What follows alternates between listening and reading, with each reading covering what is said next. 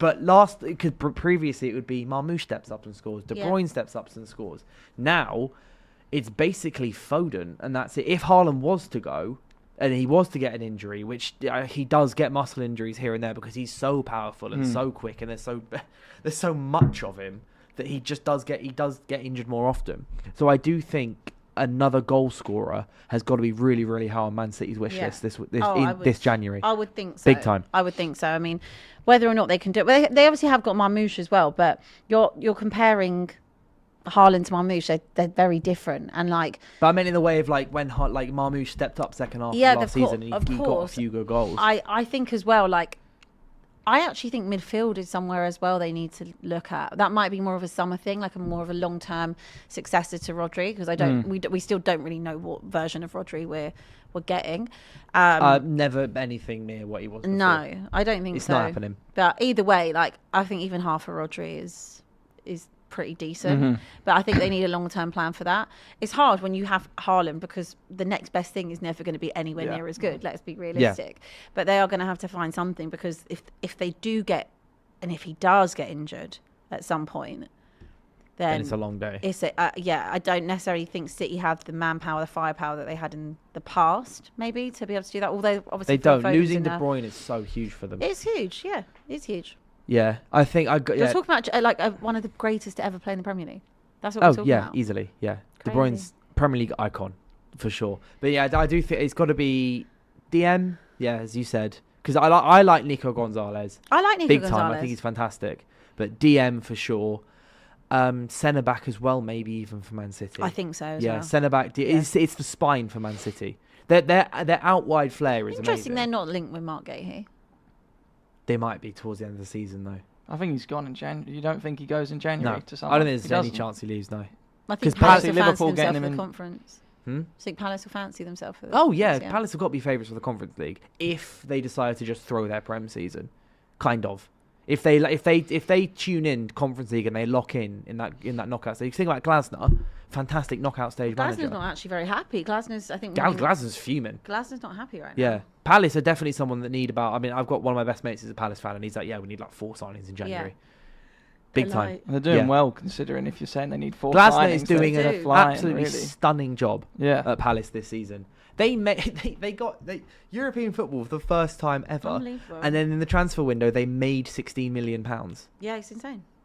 And he's doing this, and he's gone back, and he's back to their fourth or fifth at the moment, I think, in the Premier. They're fifth, and they're only 2 points off Chelsea. So they've been crazy. doing exceptional. 2 points off top 4. Are they level with us? Yeah, the level one. Funny. Better goal difference. And the only reason you won that game is because they were knackered. Yeah.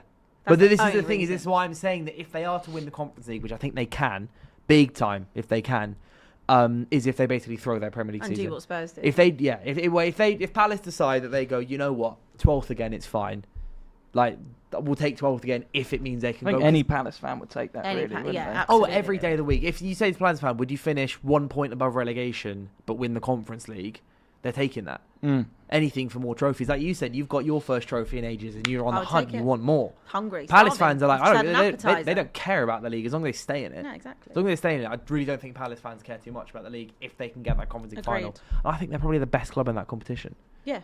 It's what I mean. Premier League teams so much stronger, both on average and in general, than every other team in league in Europe. Also, when Raul came on the other week, and we were speaking about it, we did a live stream with the Man City Real Madrid game. He agreed with me. Yeah. He was like, Premier League teams are literally just here. Yeah, they are just so much better than everyone else. Every single time. But Glasgow needs to be backed, 100%. But to answer your question, Ben, I just don't think Mark Guehi would. It doesn't make any sense for anyone involved. Well, they would get a transfer fee at least. They get a transfer fee, but they'd lose their club captain in a competition when they're trying to win. The fee's not going to be very high. You can't demand much in Jan if he's out of contract. This is what I think. I think clubs will come in for him, and Palace will just say something extortionate. They'll go 45, 50 million. Yeah.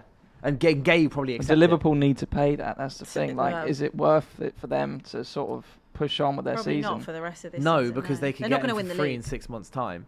It's not like he doesn't want to join Liverpool. He was in the shirt. He did his medical. He accepted the contract. He said yes. I reckon he probably, unless someone. Oh, it'd be funny if Real Madrid came calling again and the whole Liverpool Madrid thing. But I think unless it'd be so funny. It would be very, very funny. But I can't see any club unless they throw something crazy at him. beating Liverpool to this signing in the summer.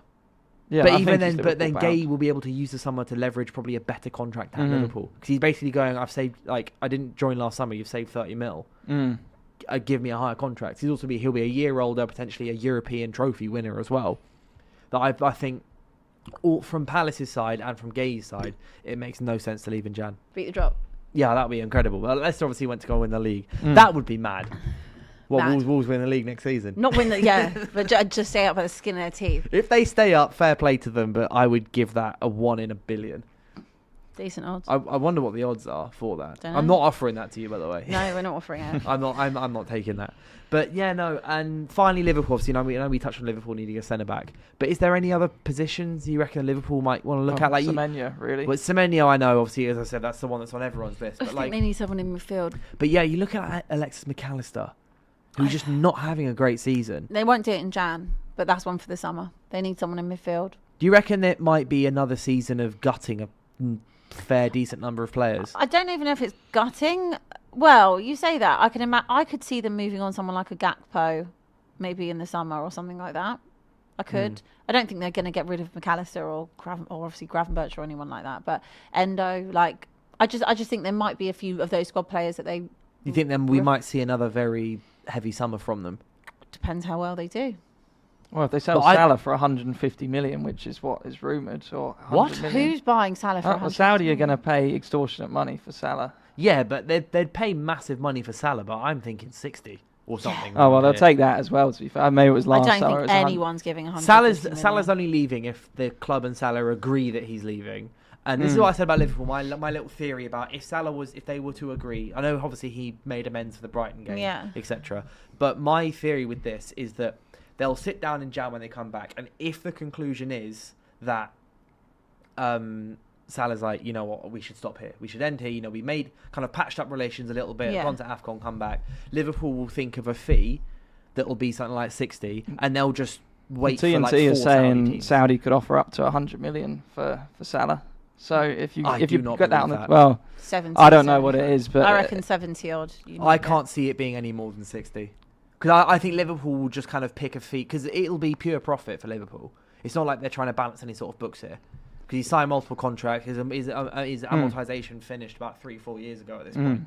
So it'll be pure. Whatever Liverpool get from that will just be pure. He's profit got one more year, right? After one more year plus an option. Yes, I think it makes sense for them to take the money and reinvest it into the squad. 100% makes sense. Do you think they should maybe tell Salah when he comes back in Jan that it's done?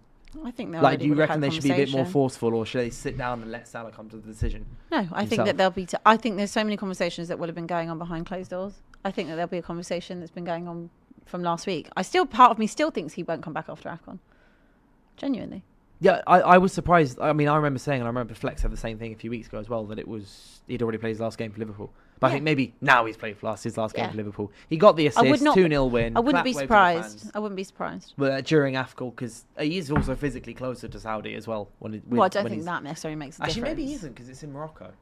I don't think that makes a difference. But I don't know. We're just like, but either way, I do. Yeah, I think January, I'd give it 65% chance, 70% chance that he's gone. I'd say 60. Yeah. I am just completely guessing here, by the way. No, don't quote me on any of this. But regardless, thank you guys so much for coming on. It's been fantastic. Thank you. Hope you guys... Yeah, what you got planned for the rest of the week? I'm here tomorrow. I don't actually think I'm here Friday. Alice was going to potentially come in. I don't think I'm here Friday. Wow. I know. And then Saturday, we've got watch along here for Spurs Liverpool. And then we've got Saturday football show. So we're doing back-to-back. Oh, good stuff. Double bill. So I expect to see you all there. Nice. And then I'm off on holiday. Make sure to tune in, everybody, guys. But remember...